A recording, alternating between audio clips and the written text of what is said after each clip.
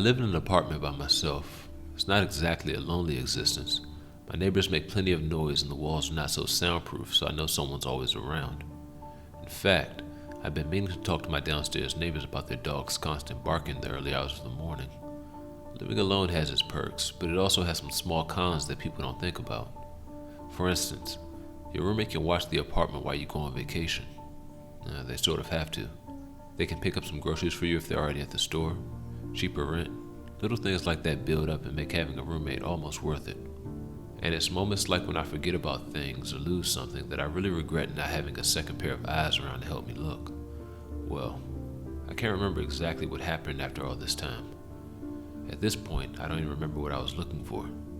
Shows you how good my memory is. Or maybe it shows you how long I've been here. I'm not sure. Let me explain what happened. As I said, I can't remember what I lost. I just remember searching my entire apartment for some kind of small object. Keys, maybe? We'll go with keys. It got to a point where I was looking at places they'd never be in, but I looked for the hell of it because I was desperate to find them. In the cupboard above the dryer? Nope.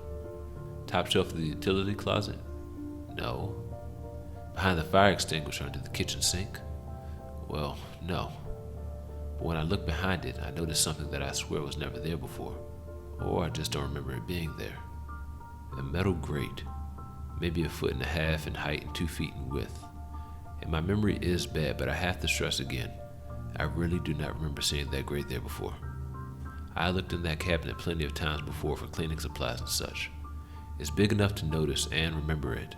And honestly, I wouldn't have thought twice about it. I'd have just left it there and never thought about it again. I thought it was odd, but I continued my search for my keys. I guess I eventually found them because I didn't think about that grate again. At least until the next morning.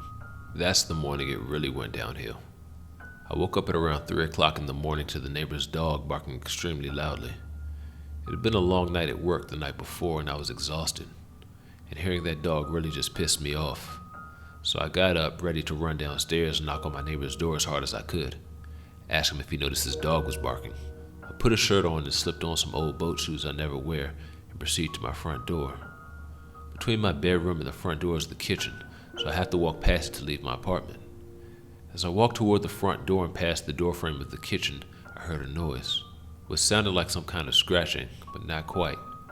It was a bit smoother than just scratching, like something sharp was rubbing on a piece of metal. The noise was coming from under the sink. The scratching continued and so did the barking. Part of me wanted to go downstairs on my original mission, but the rest of me wanted to see what this new noise was. This noise combined with the fact I had never seen that metal grate before rubbed me the wrong way. I had to look at it. When I made the decision to proceed toward the sink, I felt a certain kind of dread that I had never felt before. I just felt unwelcome, as though something didn't want me in my own home. I stood in the doorway to the kitchen and looked around. Suddenly, it bothered me that all of my lights were off, and it bothered me even more that I had no roommates. The noise got slightly louder as I rushed to turn on the kitchen light as fast as possible, hoping that the light would quell my newfound terror, and I reconsidered looking under the sink. But I still went. Slowly, I walked toward the cabinet, almost tiptoeing, still in my shoes. I cannot describe the anxiety I felt when I came upon the cabinet. I did not want to open it, but at the same time, my human curiosity was almost forcing me to. It was at that moment, those couple seconds I stood there before opening the cabinet, that I realized my neighbor's dog had stopped barking. Things felt still, and then I also realized that the noise from the cabinet had also stopped. How long it had stopped, I couldn't say.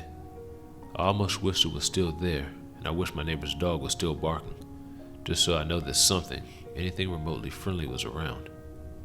I took a deep breath, squatted down, and opened the cabinet door. The kitchen light cast a shadow which made it difficult to see, so I turned on my phone's flashlight and pointed it toward the fire extinguisher. I still couldn't see behind it, so I removed the extinguisher and set it outside the cabinet next to my stove.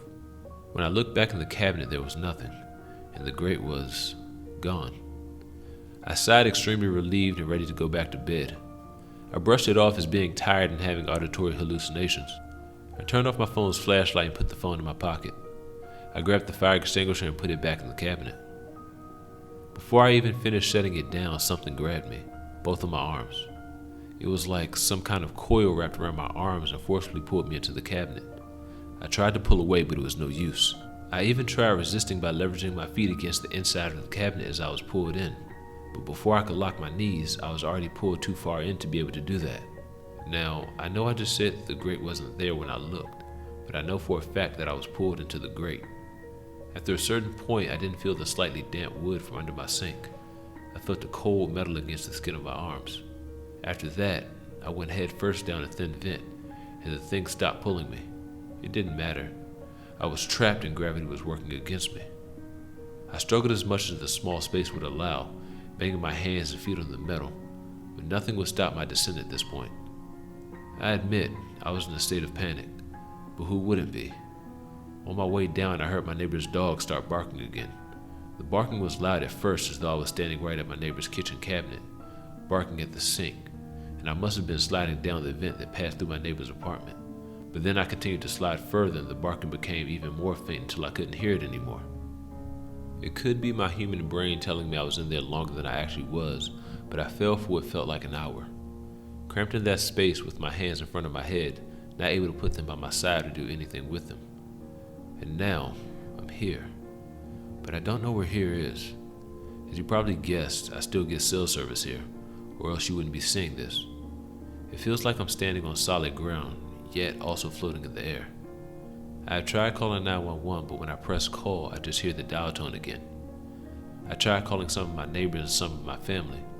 Same thing, just a dial tone. I have been here for a really long time, but I don't know exactly how long. But that made me realize one thing.